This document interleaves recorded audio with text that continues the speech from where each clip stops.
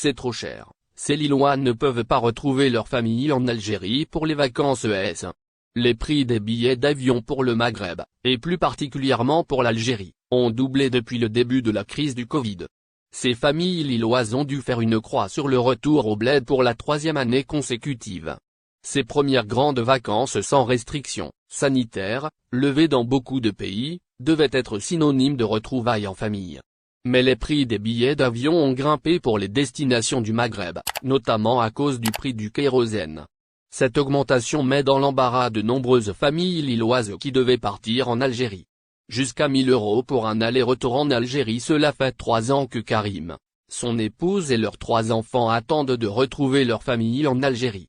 On a reporté aux vacances d'octobre, on va voir si les prix vont baisser ou pas.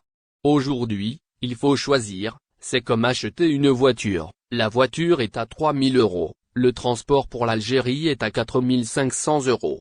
Les billets pour l'Algérie ont atteint des records, jusqu'à 1 000 € pour un aller-retour, cet été, contre 500 à 600 € il y a 3 ans.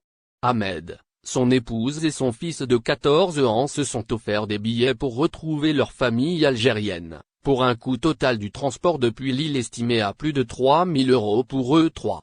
Car, en plus du billet, il faut compter l'essence pour rejoindre l'aéroport, le péage, ainsi que le parking. Avec tout ça, j'aurais pu partir au club Med. Je suis simplement allé voir mon frère parce que les vacances en Algérie ça me coûte bonbon.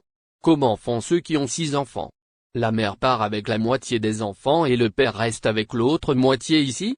Aussi cher en bateau qu'en avion. Les traversées en bateau sont aujourd'hui aussi chères que les vols, car de plus en plus rares, si bien que Mustapha n'a pas trouvé de bateau pour revenir d'Algérie d'ici début octobre.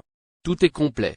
Et là-bas, ce n'est pas comme ici, il faut se démerder pour trouver un billet, c'est l'anarchie, regrette ce retraité qui ne pourra donc pas partir au bled cette année. Comment expliquer cette flambée des prix?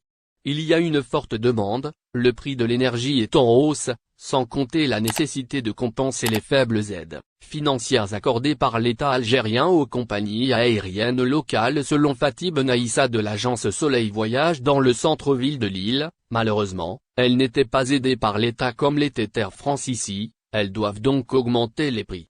Ce sera moins cher à partir de septembre mais le problème ne sera pas réglé avant 2020.